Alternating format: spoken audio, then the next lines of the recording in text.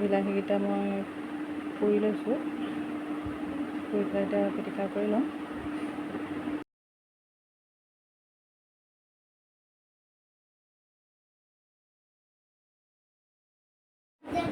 এতিয়া পিঁয়াজ আদা নহৰু গুচাই লৈছোঁ আৰু আদা আৰু নহৰুখিনি মই পিচি ল'ম খুন্দনাটোতে। এতিয়া এই মাছখিনি মই ধুই লৈছোঁ, ধুই পেলাই এতিয়া বিলাহীখিনি পিটিকা কৰি ল'ম। গৰম আছে সেইকাৰণে এনেকৈ পিটিকা কৰি লৈছোঁ।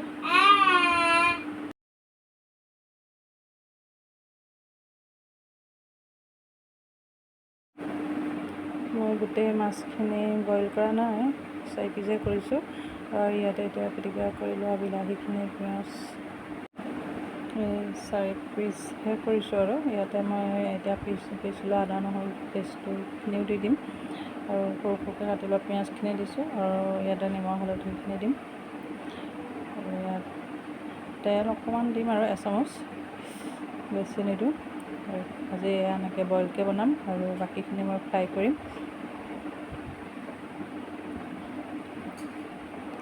ইয়াতে নিমখ বেছি দিয়া নাই, জোখমতে দিছোঁ আৰু হালধি দিম এতিয়া। আৰু এইখিনি ভালদৰে অকণমান মাছখিনি সানি দিম আৰু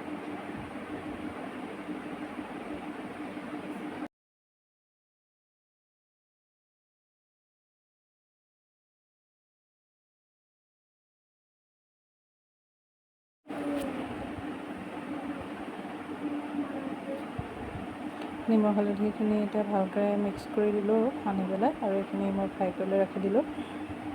এতিয়া ইয়াতে অলপ পানী দিব লাগিব তেতিয়া সিজিবলৈ, আৰু তেল এচামুচমান দিলোঁ। আৰু এতিয়া গেছৰ ওপৰত তুলি দিছোঁ, গেছটো খালি কমাই দিম।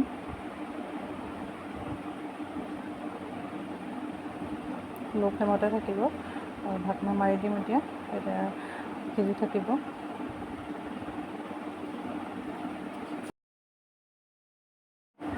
এইখিনি এতিয়া উতলি আছে, ইয়াত দেখিলে ইমান ধুনীয়া হৈছে কালাৰটো, বিলাহী কালাৰটো। আৰু ইয়াত মছলা দিয়া নাই মই একো, আৰু এতিয়া এয়া ফ্ৰাই কৰি আছোঁ। আৰু অলপ দেৰি লাগিব সিজিবলৈ। ইয়াতে মান ধনিয়া নাছিলে বেছি, সেইকাৰণে আগটোকে ছিঙি আনি দিছোঁ আৰু তেতিয়া গোন্ধটো আৰু বেছি ভাল হয়।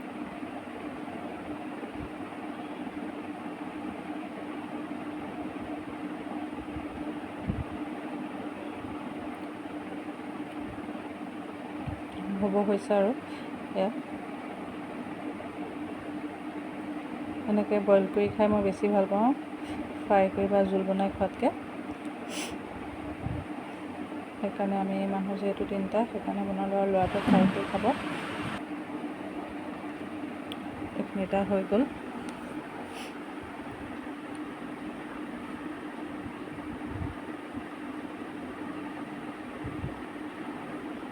এইখিনি হৈ গৈছে, এতিয়া ভাত বাঢ়িছোঁ আৰু খাই লওঁ। আজিলৈ বাই বাই।